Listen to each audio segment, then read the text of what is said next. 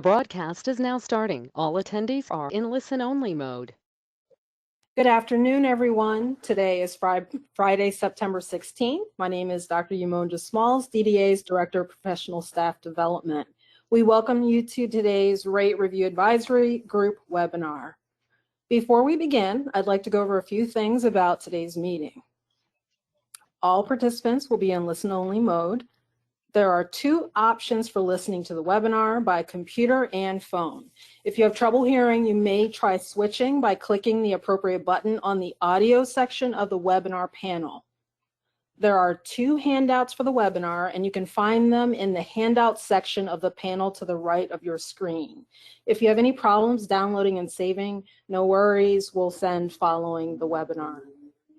We will be recording the webinar, so you can watch the session again if you need to. It will be uploaded on the Rate Review Advisory Group page following today's meeting. Thank you for joining today's call. I'll turn it over to Robert. Thank you, Dr. Smalls, and good afternoon, everyone, and welcome to today's session. Consistent with our Rate Review Advisory Group meetings, today's meeting will continue to follow the Open Meeting Act. So we first want to thank everyone for coming together. This meeting was set up as an extra RAG meeting to further our discussion and gain a mutual understanding of the underlying methodology of the fixed versus variable components in the rates. We recognize and appreciate the expertise in this room and the collective interest to ensure that rates are adequate. Today's discussion is to gain clarity through collaborative learning and discussion. And in order to be efficient with this hour, we thought it would be helpful and important to level set with a reminder of some prior conversations that we have had in the past before discussing the exhibits that Max provided to the state back in August. This is an opportunity to have dialogue and understanding of different perspectives, and we'll use this dialogue as an opportunity to track items that may need additional work, perhaps with a targeted work group, to prepare for our next rate review cycle. Again, the goal is to get to a place of mutual understanding to kind of get a sense of everyone's position in order to have clarity. There may or may not be an agreed upon methodology, but the goal is to resolve questions about the methodology. And so before I turn it over to Leslie, does that sound reasonable to everyone? Sure. Okay, great. So Leslie, I'm going to turn it over to you to get us started. Thank you. Let me share my screen. While Leslie is sharing her screen, this is Steve Schramm. I'm just going to give a little bit of background and level set. I think it'll help us all walk through the spreadsheet a little more efficiently. So as Leslie's pulling up the information, we're going to break today's conversation down into three areas. The first area is the feedback that we got from the advisory group around the methodology factor proposal. And I'll actually walk through three areas that we want to talk about there. The second area that we want to talk about is what we've been calling variable cost allocation. In the max information, I think that was referred to as non-shared. So there are two areas that we're going to talk about there. It's going to have a 1A, a 1B, and then a section 2. And then the third area is going to be the transportation component equity, and that will also have three areas for us to talk about. What you see in front of you is the first area that we wanted to talk about. This is the methodology factor proposal. And as we hit each tab, what I'm going to try to do is outline the three or two or three major areas that we're going to talk about in each area so that you all are comfortable with the scope of what we're going to try to talk about. So what you see on this tab is a row that has a number 1 with the breakdown about the methodology, then a number 2, the methodology comparison, and then number 3, the revenue versus expense comparison table. Those are the 3 areas that we want to talk about. As Robert said, our goal is to reach a mutual understanding, and the way we're going to try to achieve that today is we're going to seek to understand your position, and then we're going to outline our position and have a conversation back and forth. In this first tab, what we're going to do is we're going to reiterate what we think our understanding is of your position. It has to do with some of these categories that you see in column G that are labeled fixed, some as variable. We want to make certain that we're understanding what's going on. The second area is what we perceive the net result to be. And then the third area is that revenue versus expense. So that's a rough orientation to this table. And so I'm going to hand it off to Leslie to talk about the specifics. Thanks, Steve. And as Robert said, we thought it would be helpful to level set some conversations we've had in the past around this, just to make sure that we had the same understanding coming out of those meetings. And so in November of 2021, DDA had hosted a discussion talking about the fixed versus variable cost. And so the differing positions are just around the methodology and the way that those costs are accounted for. So just a quick review of how the rate components are currently being done in the rate model. We had derived these percentages from the general ledgers, and then we apply those percentages to the wages to get to a total fully loaded rate. And then we apply the hours per unit, which in this case, this example shows a day habilitation small group rate. And so billed in 15-minute increments, we get to an estimated expense per employee hour of $14.85. And these numbers came from fiscal year 23 rates. So these are not the most recent ones that we have been discussing. The difference comes from whether or not the staffing ratio is applied. Our understanding of the proposed methodology from you all was that there's some differences in the components. Some of them would be considered fixed, while others would be considered variable. So those were labeled in column G, where I'm pointing out right now. The fixed variables we're comfortable with because we're multiplying by the staffing unit per unit assumption to get to that component. And as you can see, those percentages that we derive from the general ledgers carry through on both methodologies. Where the differing opinions occur is when we're talking about variable components, where the position being proposed is that we don't apply the staffing assumption to those components. Did I summarize that position correctly? I just want to make sure that we're all on the same page. I have a question, Leslie. Karen Lee.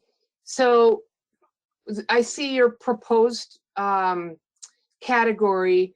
What is the current status of each of those areas? So the way that the rate model currently sits is we treat all of these components the same. And so all of the components are being multiplied by the 0.33 that you see on screen. I believe the proposed methodology is to separate the fixed versus variable costs and only apply the staffing ratio to the fixed costs. But that's what I want to confirm to make sure that, again, we understand the position. This is Maria. Yeah, I think that was the original proposal, was that the fixed is based on the DSPs and the variables are based on the participants. Okay. Thank you for confirming. So in that conversation in November of 2021, we had come out of that.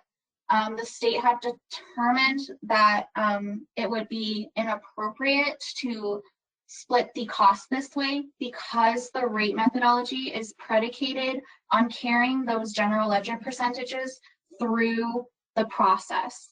And so we did a quick comparison to show the math on why we think that, because if we don't split the variable costs as it's being proposed, for every $1.87 in wage, we would be spending $1.29 on facility, for instance, and that no longer carries that 23% relativity through. So you'll see the comparison in column M. Currently, if we don't split that facility cost by the staffing unit per unit, we get 68.9% relative to the wage. So that's just and we included all of the math in here so that you can see how that's being calculated. But if we take the facility dollars relative to the wage, we get that 68.9%. Right, and you're just assuming that you're using the same percentage as opposed to changing the percentage to reallocate, though, right? Maybe I didn't understand what you were asking. Could you please explain that further? Yeah, that you're basing everything off of your original percentage as opposed to our proposal, which was to modify that original percentage so that the math works. It's more of an allocation than it is an increase, but I understand what you're trying to demonstrate. I guess if you kept the same percentages, you can't increase the factors without getting back to the general ledger.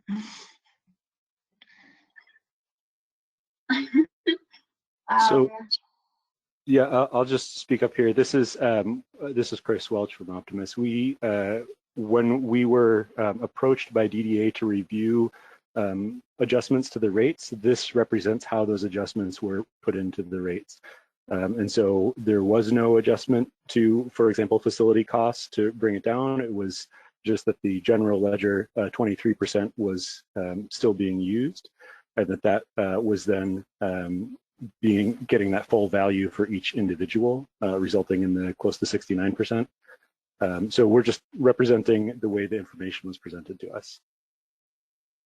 Right, so it's not really, the concern isn't the methodology so much as it is the percentages that are being used in the proposed approach. Is that fair? Correct. So Maria, one of the things that we have talked about, this is Steve, with the DDA and the MDH team is if the concern from MDH and DDA centers on altering the methodology, which is what we're illustrating here.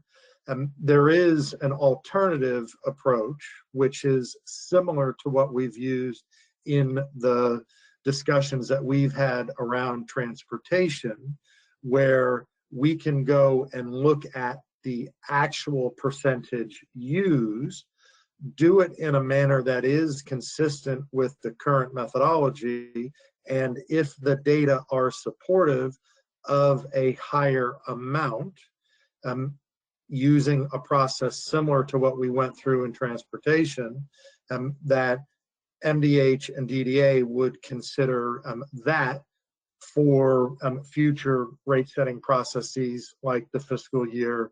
I want to make certain I get the correct year right. I guess it would be fiscal year 25 rate setting. Is that right? I always get my years backwards. Apologize if I have those wrong. Hey, excuse me, this is Karen Adams-Gilchrist. Chris, can you repeat what you said? Because I thought I heard you say multiply by each person. You didn't say staff, right? Sure. Yeah, there's a couple ways to look at this. So in essence, what we're doing here is we're saying that the facility cost that's kind of on the left there of 43 cents is the facility cost that's being multiplied by 1/3 for that staffing ratio. And the facility cost on the right, that $1.29, that's not being multiplied by the 1/3. So in essence, that 23% would be 43 cents per person, which gets back to the overall cost of $1.29 from the general ledger, versus on the right, that $1.29 would be in there the full value for each individual person, if that makes sense.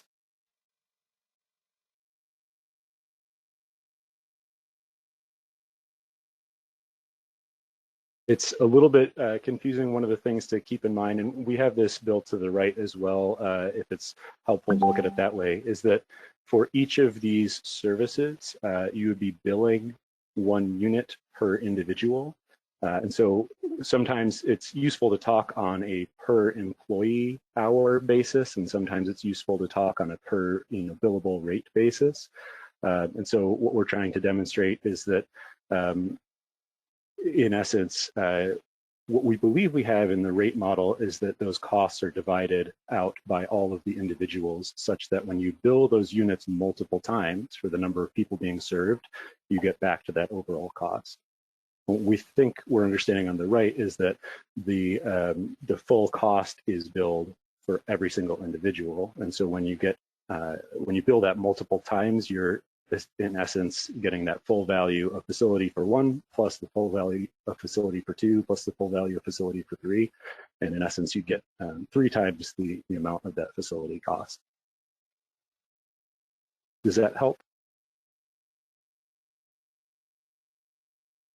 I'm sorry, I got on mute again. You know what, Chris? I think that confuses me more. And maybe I can try and take a stab at it. It is a really complicated issue, which is why the conversations seem a little circular. But remember that I had talked through how we develop the cost, what we estimate as the expense per employee 15 minutes. So based on the general ledgers and then the way we apply the wages, we get to every 15 minutes to provide this service. 1 employee 15 minutes is $14.85 for the provider. And so then when we multiply by the staffing ratio, we're getting to a billable unit that the provider would be able to bill for the service and for providing the service. And so for every person that they provide the service to, they would be able to bill the $4.95. In the proposed methodology, because we're not multiplying the variable components by the 1/3 of the staffing units, we get to an estimated billable rate of $9.67. So it's a little bit, the reason why it's confusing is because when we build up the total dollars, we're looking at the expense per employee 15 minutes, but the rate we get to is what can you, as a provider, bill for each individual.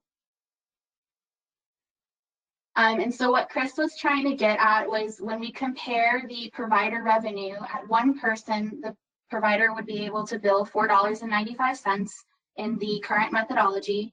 Then at 2 people, it'd be $9.90, and et cetera, all the way through to 5, which would be $24.75.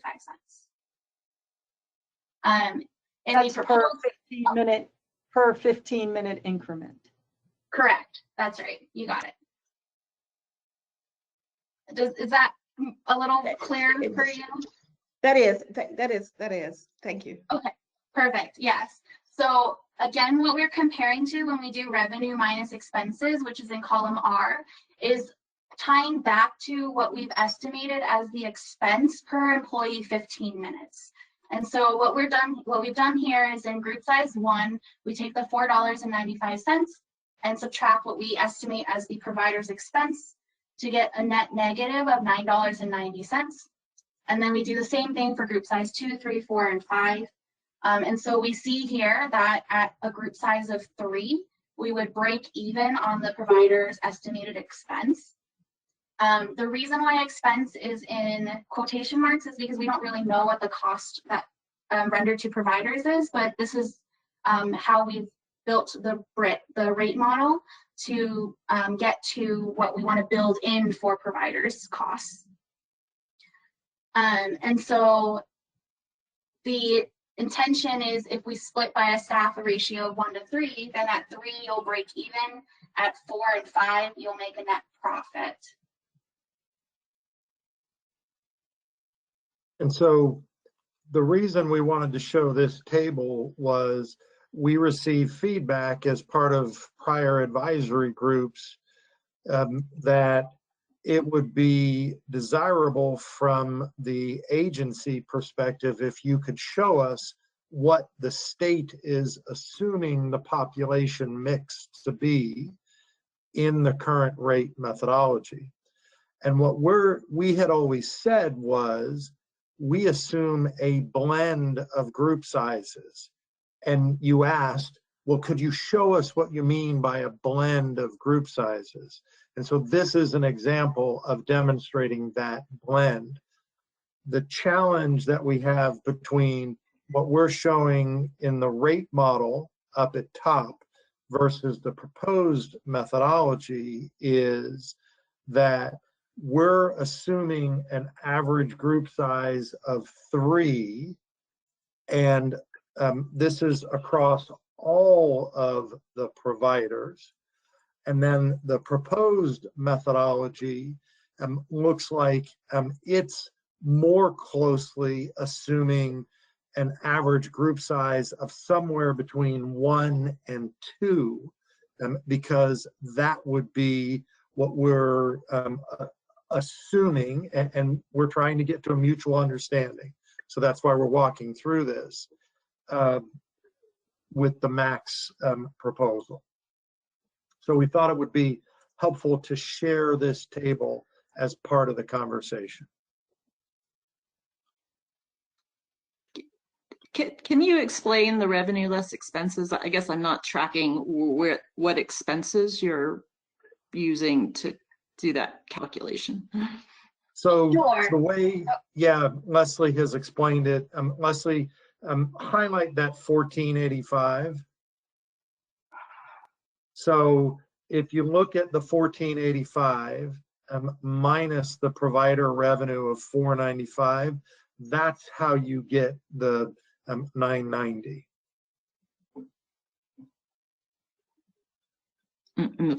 Sorry, can you scroll over to the right? What's the 1485 again? Sure. So highlight the formula so that she can see the color coding. That's just the average, I see. So that's just your average of all of the brick per 15-minute unit. You're just assuming that's yes, the expense per person. So this is what I was trying to say earlier, and I apologize if it wasn't clear, but the methodology is reliant on calculating the estimated expense per employee hour or unit, so in this case a 15-minute unit, based on general ledger percentages, and then we compare the revenue that a provider would be able to bill in that same 15 minutes at the various group sizes, and compare it to that one unit of employment cost.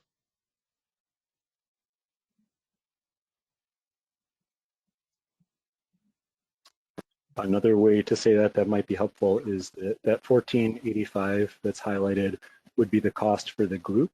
And then what's below that, the $4.95, would be the estimated cost per individual being served, assuming a group size of 3 on average. So this is Laura. I'm going to defer to Maria on the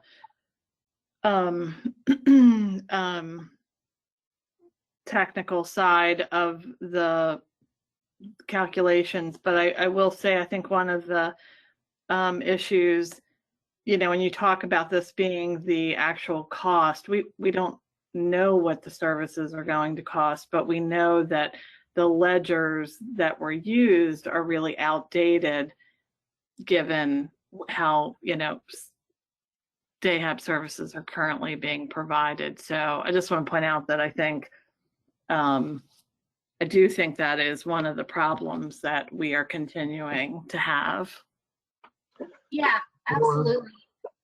Yeah, we appreciate that feedback. So as part of our adjustments, you'll notice in row 12, we're using significantly higher unit cost for the social and human service assistance. And then that will flow through to all of the lines. We've also used an inflation adjustment in row 13, that 9.5%.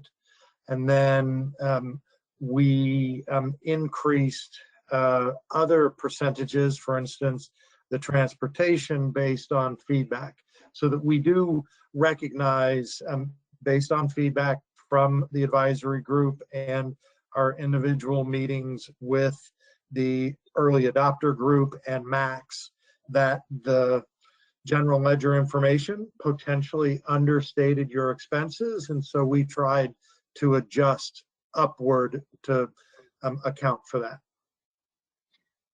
So let me ask about the inflation, which I appreciate that that's in there, but 9.5% for presumably 4 years. I mean, the 2020, our current inflation is around, I think, 9%. So I'm just wondering how that number is adequate.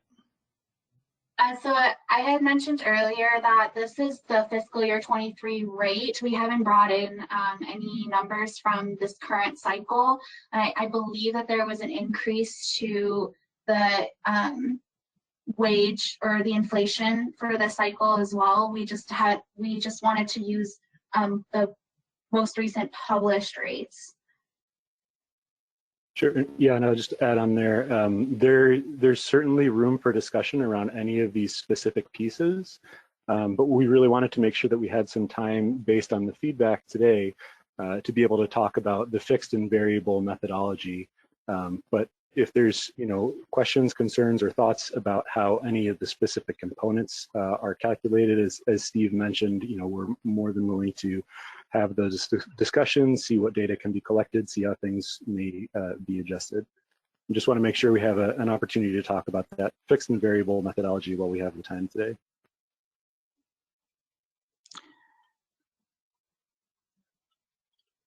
Yeah, and I guess I have a question. So I think what you're implying is these factors in the BRIC in this calculation were specifically developed based on the data for the small group. Is that right? So the transportation, for example, is just the transportation percentage for small group day hab? So the general ledger figures that we have are based on the data that were available at the time. And so this is really representative of day in general. There have been adjustments made since then to try to account for some of the differences. And like we're hearing from Laura, we understand that some of these costs are going to change as the services change, and as we collect more information, we'll be able to better represent that. But I believe the general ledger information was initially based on day services for I think it was meaningful day services for the meaningful day services that are built into the rates. And then there were adjustments made like that transportation that's itemized there, or the training increased to account for the new training expectations, or the general and administrative, those were increased above the general ledgers to account for some of the changes that were expected. Yeah, and we understand that the cost, and one reason why we put expense in quotation marks is we know that this isn't reflective of the cost for providers to render the service. We don't know exactly what that number is, but the whole goal of this process was to collect the general information and then increase the percentages where it's appropriate. And for instance, if we believe that percentage is too low, then we would collect data and go through the similar process that we just did in this last cycle. So keeping in mind that the transportation percentage actually increased for day habilitation because of a result of the process we went through. Right. No, I understand that and appreciate it. I think my point is that the general ledger did not break down the transportation. Let's just use transportation as an example. It's a combination of 1-to-1, 2-to-1, small group, large group. And that's the, whatever the data showed, you had a weighted average transportation factor. And if you were able to split that out by each of the different services, you may see a different percentage, and we're assuming it would be higher for the small group and the large group and lower for the 2-to-1 and 1-to-1, so that it all gets back to the 28.7. So I think that's what that's where I'm a little confused by the revenue comparison, because I think it's comparing to, an average across all of the services as opposed to specific to the small group. And so I think our recommendation was that you stratify and allocate that percentage based on the different, recognizing that a 2-to-1, for example, doesn't need twice the transportation costs of a 1-to-1. It's one person that's being transported, and that doesn't necessarily need to double. Same thing with the facility. So we just want to make sure it's allocated in a way that makes sense and is reasonable and fair and appropriate.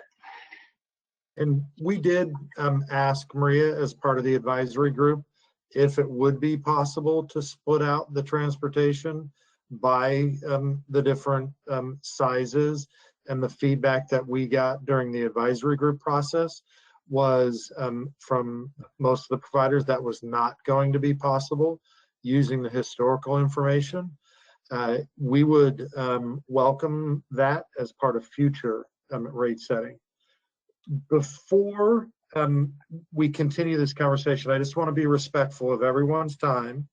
There are 3 issues to be discussed today, and we had allocated about 15 to 20 minutes for each one of the 3 to make sure we would cover them in an hour.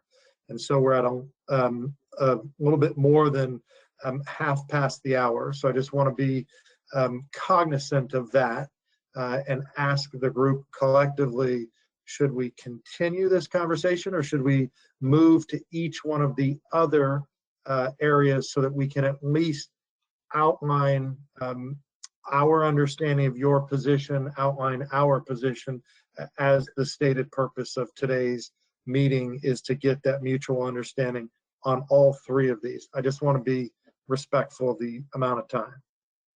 I'll just add in, throw out there, we do have those 2 additional tabs, which I do believe get to some of the discussion and the proposals around how those dollars may be distributed differently among different services. And so we do have an opportunity to talk about that in the next 2 tabs, but I'll leave Steve's question out there if there's any other comments, questions, or thoughts on this before moving on. Yeah, and this tab was intended to just have a quick review of the past conversation around why the state has chosen to not adjust the methodology, but it sounds like, and my understanding, please tell me if I misunderstood, but it sounds like we're in agreement that the rate methodology would stay the same, but maybe there's concerns around some of the components that we can address similar to how we did this cycle.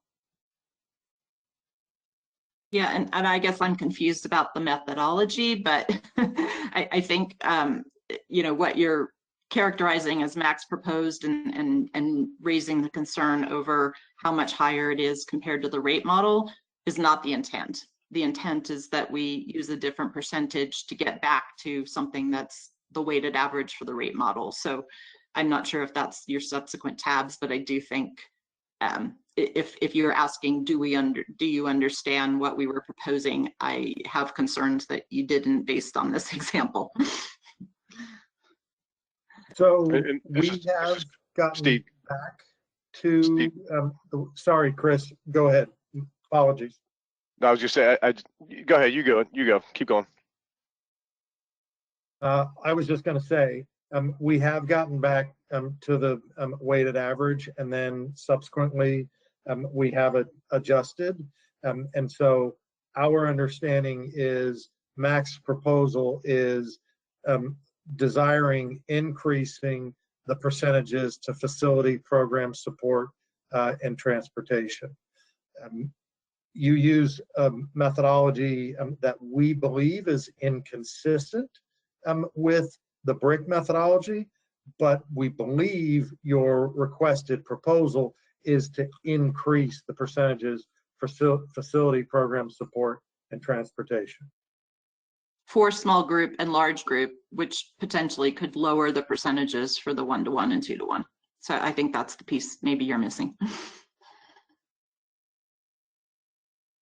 So we can, in the other tabs, we have components where we can talk about the weighted average that you're discussing, which would raise certain categories and lower certain categories. Chris, I don't want to miss your comment. So before we move to the next tab, let me just pause here, okay? Sure, appreciate that, Steve. Thank you. I guess part of the challenge I'm having is obviously the entire process. We've been involved in with the technical rate setting work group all back to 14.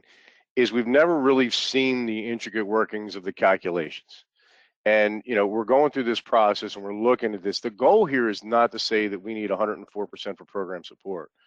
The goal is, how do we prove, or how do we feel comfortable that the non-shared components, the cost of the building, some of the program support, that the rate system is getting us back to whole for those components. When you start to divide by group size, there's questions. Again, can't see the calculation. It's still hard to follow on here. When we looked at the day transportation tool that just went out, and I think we came to the conclusion there that those pieces were understated, and we're looking at making an adjustment there. That was the first time that I saw in the calculations that you're factoring in the percentage based on the provider being able to build the entire 8 hours. So your calculation is based on full utilization. And the goal is not to increase rates to the point where they're ridiculous. The goal is to get us to those components that we need to be able to function. And my cost on my building does not decrease for the day because 5 people don't show up. It doesn't matter about the group size. It doesn't mean, how many hours I bill. It shouldn't matter. So we've got both of those factors in that equation. And I guess from my perspective, and numbers guy, not to the same extent that Maria is, obviously, are we actually getting there? Are we getting the provider back to whole for their facility costs? Because again, doesn't matter how many people show up. Doesn't matter what the group size that are run that day, what I can build my group sizes. I've got to be able to recoup those expenses that are not shared, within the group itself. Am I getting back to whole on those? And that's the part that I just still can't answer. Yeah, that's good feedback. Perhaps we need to do a better job of communicating how much additional money we have added in what categories. To use an example of the tab that we're looking at here, the historical data for wage, I believe, drives a number of around $13 to $15 in cell E12, and we've increased that up to $20.48. When that is factored through on the facility, it also raises it dramatically. But Chris, to get at your point, without us showing you that math and having you be able to see how much that flows through, then perhaps that's an area where we have not done a good job of communicating how much additional money we've added in the different locations. Well, I appreciate it. And again, I'll go back to the point with the day transportation study that we just did. When I saw that calculation, I can't speak for anybody else. When I saw that calculation that showed that you were dividing and getting that component, that percentage, utilizing the full 8-hour maximum billable day, the light bulb in my head goes off and says, that's not feasible. I'll never get back to my full cost with that type of methodology. And again, I don't know, embedded within the other piece of it, because we've not seen the calculations, is there another epiphany that, light bulb goes off my head and said, that doesn't work? I don't know. I can't see them. Okay. And again, using the transportation as an example, we think the original 28.7 was an increase over what was shown in the general ledger based on feedback that we received from the provider agencies. We've since asked for additional information, used that process to increase that percentage. And so what we're suggesting is that we use that process where it is data driven, and we can add to it the feedback that you just requested, which is, can you show me what was originally in the information for expenses, not just on a percentage basis, because that's hard for your group to look at, but also on, say, for an average provider, a total dollar perspective. So we could show how much additional money that DDA and MDH has added into the system from a dollar perspective. So I'm going to just jump the gun a little bit here because I think it's important to get back to that kind of fundamental question of how we're accounting for fixed and variable costs and how that's going to work out. So Leslie, if you can go to the second tab and go to the tables that are all the way to the right. This is just a question for Chris. I want to see if I understand more clearly. And these are all just kind of made up figures, but if we look at that last table on the right and we assume that that last column, which is labeled as revenue per hour, really represents your expenses per hour. And you could do it for either one of these. You know, on the right table, it says $20 for small group. On the left table, it says $17 for 2 people, 19 for 3 people, etc. When we try to break that down into an individual rate, what you see there is, on the right table, for example, a rate of $10 when you have 2 people, a rate of $6.67 when you have 3 people. And so I hear and I understand that what you're saying, you know, if 5 people don't show up, you still have those same costs for the day. So if you're trying to get back to, on the table to the right, for example, $20 per hour, then in order to do that the way that we're understanding, you'd have a different rate for whether you have 2 people or 3 people or 4 people. And what we've heard is that's administratively burdensome for providers to keep track of on a 15-minute basis. And so I guess this is really where we want to try to get a better understanding. We understand that there's you know, difficulties there, but to get a better understanding of if we don't want to have a different rate for the 2 versus 3 versus 4 people, but we do want to get back to, let's say, $20 per hour, how is that something that we can kind of bridge that gap? I will tell you that I do not have an answer for you, sir. But in looking at that, in the scenario you're talking about, the question I've got is that if the goal, if your process determined that for me to get to the $20 an hour to cover my expenses, I've got to bill all of those individuals at a max capacity of 8 hours a day, then that's a flawed assumption. There's no way it's ever going to happen. I was just, Right. can I just jump in? Oh, I was just going to jump in and say, when Steve talked about how much money the state has added into the system, that only assumes that we can bill for it. And so I think, you know, we've raised some concerns about the billing assumptions. So I just don't want that to get lost. Sure, and the way that these are built up and applying that staffing ratio is not assuming that you'll be able to bill the full 8 hours, but we're looking at how much can you bill in the 15 minutes. Per 15 minutes, that would get you back to our estimated expense for 15 minutes. And it could be the case that some of the components are still a little too low, but that's why we've established that iterative process so we can collect that data and get that information to make adjustments similar to how we did transportation. And I understand there's still disagreements on some of the transportation pieces, but that's the only way we're going to refine that is through more data and more understanding of how the services are going to look in the future. I just want to say, you know, I think one of the concerns though is we're talking about gathering data to make an adjustment for FY25, and I think we've been pretty clear that you know, there's a lot of concern about the impact in FY24.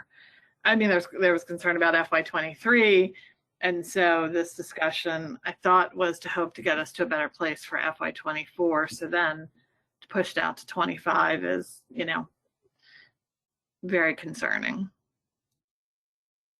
So, Laura, from our perspective, our understanding was that the advisory group had established priorities for FY24, and we were following those priorities. I'll defer to MDH or DDA about your comment about adding additional priorities for fiscal year 24. Well, just to be clear, this was at the top of the list. DAHAB was at the top of the list along with some other issues, but certainly this, you know, was a top recommendation. So it wasn't being added in. It's always been at the top. Right, and we had honed down in DAHAB 2 areas where we could make those adjustments, which would be the transportation component and the staffing ratio. I mean, based on the data, we found that the staffing ratios were consistent with what we built in or higher than what we built into the rate model. So we didn't want to change that to impact providers negatively. And then for transportation, we saw that the data clearly showed that transportation was understated. And that's why DDA had decided to enhance those transportation component rate. And it may be the case that and I guess I would just add that, I mean, the fixed and variable doesn't require data. I'm not exactly sure why you're thinking you need data, because you've made I think the current BRIC methodology makes an assumption that all of the costs should be allocated based on the DSP, number of DSPs. And I think in what we're saying is, no, some of the costs should be allocated based on the number of people, the number of participants, and it's strictly an allocation. You still get back to what, you know, your original data says. It's just changing the basis for the allocation. And I don't think that requires data. It requires just a revised assumption build.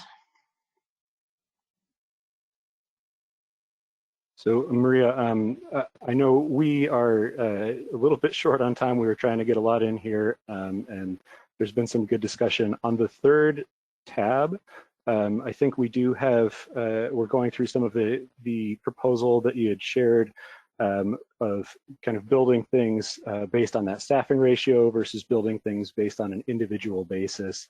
And we made some adjustments there. I think this is a file that we're intending to share so that everybody can, you know, look through and poke at all of the math and see what kind of adjustments were made here. But on that third tab, we have made some adjustments based on our understanding of what the distribution of services are. But we ultimately do get to that question of, you know, is this something where we want to build on the average cost per group? That's kind of, you know, per employee staff hour, or the average cost per person served. And I think that's ultimately a question that, you know, we're open to discussing and listening to. I think the ways that we have seen it in the past, like that first tab was the rates that we had been approached with, that we, you know, have those concerns, and we want to share those concerns about how there are some issues with how that money is distributed. But the fundamental concept of building things based on the staff hour versus the individual served, I think is something that's demonstrated a little bit more in detail on that third tab, and that's something that's open to discussion. And I think that these tables are based on information that we received in August, and so that's why we're presenting and discussing those now. Yep, and these are the tables that we developed. So it's consistent with what we were indicating as options. I think you get to the same place, whether it's option 1A, 1B, or option 2, but we felt option 2 may be more elegant and easier to implement than option 1A, which was, I think, the Optimus's original approach.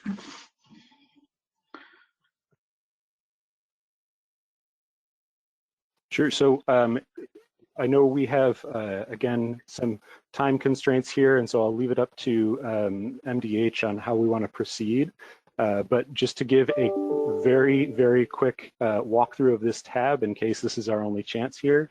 We do have those tables that you provided here, Table 1 and Table 2. Table 2 is just below that, where it's split by staff ratio and split by number of participants. And then just to the right of that, we have used some assumptions, some updated information from DDA. So for example, the biggest thing here is in the tables on the left, there was an assumption of for every 100 participants, you have 25 in 2-to-1, 25 in 1-to-1, 25 in small group, and 25 in large group. And so we've updated that based on DDA's utilization estimates going forward to kind of redistribute that. And so some of those costs would change if there is a different number of participants. You'd have different staffing levels if you have more people in large group and less people in 2-to-1, for example. So we have taken that methodology. We're trying to show some of the adjustments that we've made, and then over to the right, we are using that same methodology with these adjustments to get back to what we think is a budget neutral spot. And we do end up with different percentages than what you have developed, but they do get back to that 25% overall. And it does have a similar story where there would be more funding in the large group and less funding, for example, in the 2-to-1 or 1-to-1, because that's built on the number of individuals served. And so we just wanted to throw that out there. I know that's a super quick walkthrough. Obviously, you haven't had time to digest this. You're just seeing it for the first time here. But that we understand that that is the proposal that you're putting forward. And so I think that's where we're saying we're open to discussion about how this could be better applied. Exactly, for the rest of the group, broadly speaking, if we look at that bottom table there, you can see, I think the fourth row is A divided by B, transportation as a percentage of DSP billable wage, and it's showing 25% overall. But those percentages are different based on the number or the various group sizes. So this is really the crux of the conversation. Do we think it's appropriate to have 25% in each service? In the general ledger data, we weren't able to split this out by those services. So there is essentially, roughly speaking, a similar assumption across the board. Or is it something like this where we want to say, okay, we understand there's 25% on average in the general ledgers, but we think that it would be better allocated or distributed if we were to go through this approach of trying to allocate it based on the number of individuals. So I think that's something where we are open to having that discussion. That may mean some other changes in the model so that it's consistent, but I think that's just wanted to throw that out there so everyone's kind of on the same page with the little time that we have. Yeah, and I think you've presented it correctly, and the numbers we shared were just illustrative. We didn't have the distribution, so it makes sense to update with the distributions appropriately, and then of course the percentage would be based on the data that you have that reflects that weighted average mix. And yeah, the question is, should the 25% be the same across all of those different categories of day, or should the transportation cost per participant that you're showing, that $483, does that make more sense, that 2-to-1 costs $483, the same as 1-to-1, and that's why that percentage is half, because you're getting back to the same number of dollars per participant in each of the different groups. Okay, great. So it sounds like we do have kind of a mutual understanding here, at least for the folks who've been in the weeds on this a little bit, on understanding that could be distributed differently. It sounds like we understand, it seems like as a group, that there's the way that everything was presented in that first tab, that there is potentially some overstatement of some of those components. And so if we wanted to make an adjustment for fixed versus variable, there would have to be a different way to do that. It sounds like at the moment, there are no alternative proposals around how you would do that fixed versus variable, but please let me know if I'm understanding that differently than the rest of the group here. Chris, I mean, outside of the options that we've already presented, is that what you're asking? If there's other options besides these are all fixed variable options that we've talked through, I think. So I guess I'm confused by your question. Sorry. So, sure. In essence, how this is being applied in terms of methodology. So if we were to, let's say, take this 25% with these different percentages across the board and plug them in to the current model, that would be a similar way of applying the fixed versus variable as it currently exists. We would just have different component percentages. Right, as one option. Yes, this is one option that we thought was maybe more elegant than the option 1A, which would, I think, be administratively burdensome. And we proposed option 1B, but I'm not going to speak for the group, but option 2 seemed like it made more sense and was easier to administer. Sure. Because, can I just say, because we're almost out of time, I think, one of my concerns is today seemed like it was an opportunity to get clarity from Max and their consultant about what their proposal was, and you tried to actualize some of that. And maybe I'm not reading this accurately, but there really hasn't been anything for us to sink our teeth into, or to analyze, or to say if we agree or not with the recommendation of what Max is putting forward. And now we're done, and I think we didn't really get to that point. And I don't know if there's going to be a small group that gets together and then comes forward and puts the recommendation and shares with everybody why it was. But today it seemed like it was much more of a dialogue between two parties that were making a recommendation that I might not even like at all. But there wasn't really a place for that kind of dialogue today. So just wondering where we're going from here with all of this.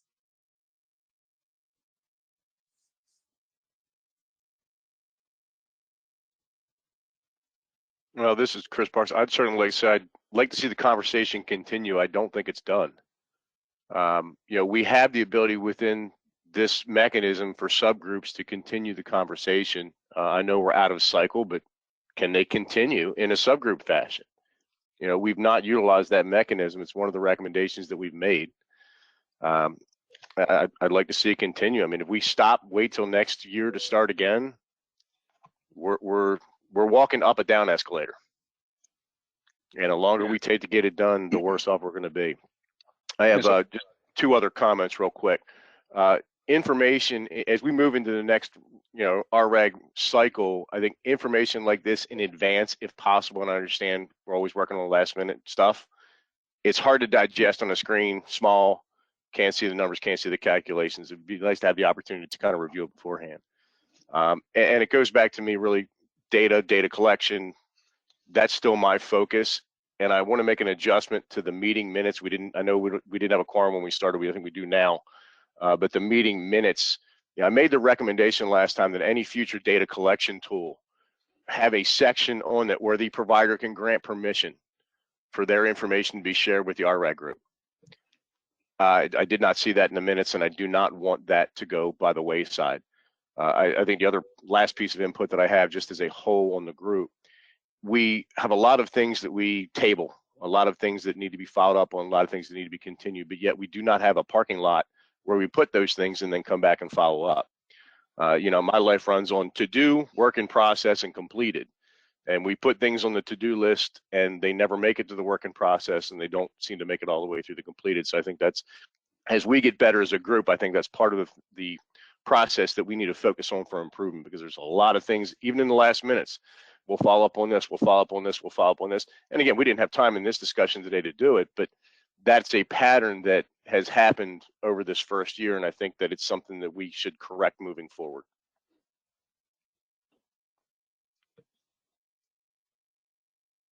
So I guess a few things in response to the comments. One, I think our next steps are that, and Optimist staff, correct me if I'm wrong, we are going to share the spreadsheet with the group. We'll also be distributing a Google form for you all to provide additional feedback you have more thoughts as you really dig into the spreadsheet. And then just kind of going to what you were saying, I think a subgroup over the interim is potentially a good way to advance some of this work. So what I would like to see since unfortunately we're running a little low on time, when folks return comments by the Google form, if you have specific proposals for things you'd like to see a small group work on before February, please include that. We are open to the idea of subgroups.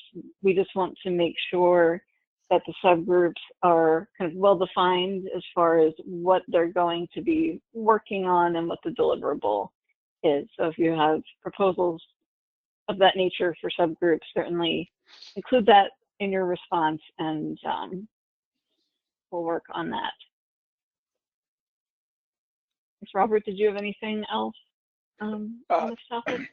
No, actually, you touched on what I was going to touch on, but also wanted to comment on or address Chris's comment regarding the parking lot. We do track some of these issues that are brought up during these meetings, and we do, for lack of a better term, have an internal parking lot that we go through and discuss internally in preparation for these meetings. And so perhaps we can look at a way of sharing what we have and give you all an opportunity just to make sure that it's consistent with what some of the items you think are not being followed up on.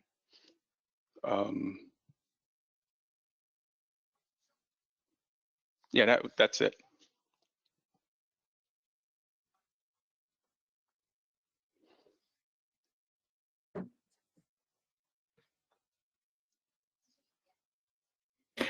Just one last comment. I think if we had been able to see this earlier, what you shared at the end, we might have been able to get a little further along in terms of the discussion. So I know you all always like to hear from us recommendations and analysis in advance, and I think it would have been helpful to have that kind of come this way as well.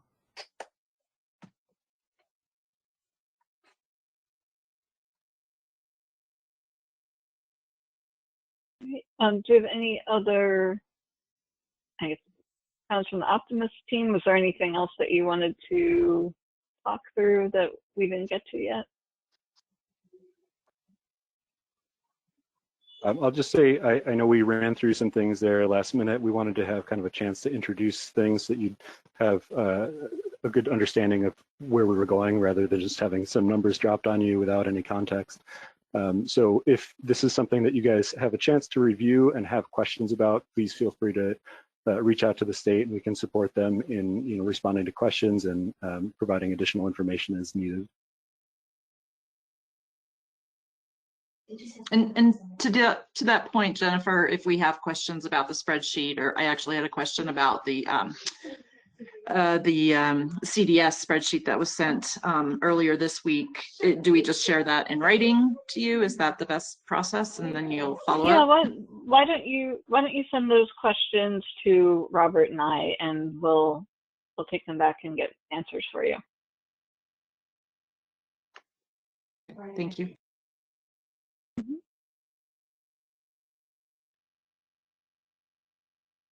All right. Emily, Any other? Oh, go ahead. I was going to say, before we adjourn, do we need to approve the minutes from the last meeting and note Chris's addition? Yes. Okay. Yeah. If folks have the bandwidth to do that at this moment, that would be wonderful. Otherwise, we could do it via email, as long as I just have everyone's votes in.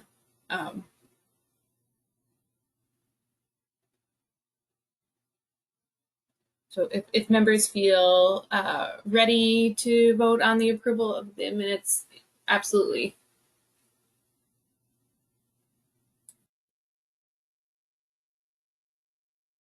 Jennifer, that's with the addition of the change for the permission for future data collection tools to be approved by providers.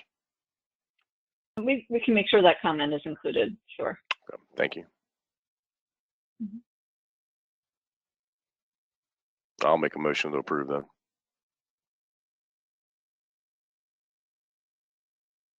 Second. Do we have a second? Second. All in favor of approving the minutes with the edit that was discussed? Aye. Right. Any opposed? All right. Thank you. So thank you all for this opportunity to discuss the fixed and variable rate components. Your input and feedback truly are always welcome and appreciated. And as I mentioned just a little while ago, members are welcome to submit any additional feedback through a Google form that Emily Ornstein will send by email following the meeting. And also, as I had just mentioned, use of subgroups to continue the work and engagement on areas that are more technical or nuanced like this can often be quite helpful. According to our charter, the co-chairs, with the approval of the majority of the members of the advisory group, can establish subgroups as it is deemed necessary or desirable to advise the advisory group. So if anyone has specific proposals for a subgroup, please include that when you respond on the Google form. Again, we're looking for kind of specific defined topics with the deliverable. And I think a lot of what we discussed today could potentially fit in that framework. Thank you again for the opportunity to learn from each other. And we look forward to reconvening the full RREG membership meeting for the next rate review cycle, but we will be in touch in the meantime.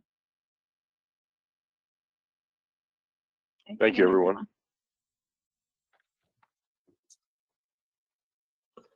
Thanks, everybody.